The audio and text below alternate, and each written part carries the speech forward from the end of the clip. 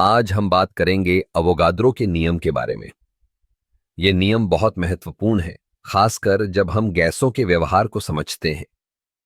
Avogadro का नियम कहता है कि समान तापमान और दबाव पर समान वॉल्यूम में गैसों में अणुओं की संख्या समान होती है। तो इसका मतलब क्या है? चलिए इसे एक उदाहरण से समझते हैं। मान लीजिए हमारे पास 1 लीटर हाइड्रोजन गैस है और 1 लीटर ऑक्सीजन गैस है।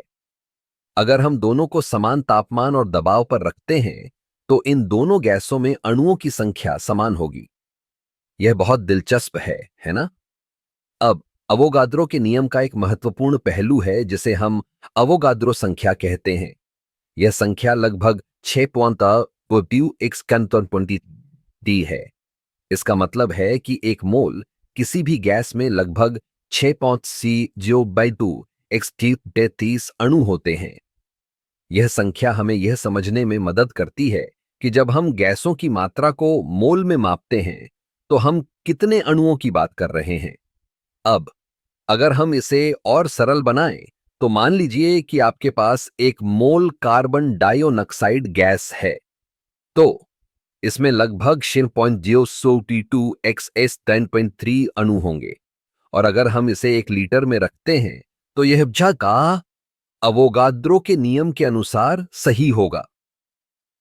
अवोगाद्रो का नियम हमें यह भी बताता है कि अगर हम गैस के वॉल्यूम को बढ़ाते हैं तो अणुओं की संख्या भी बढ़ेगी, बशर्ते तापमान और दबाव समान रहें। उदाहरण के लिए, अगर हम 1 लीटर गैस को 2 लीटर में फैलाते हैं तो उसमें अणुओं की संख्या भी दोगुनी हो जाएगी। यह नियम न केवल विज्ञान में बल्कि रोजमर्रा की जिंदगी में भी उपयोगी है।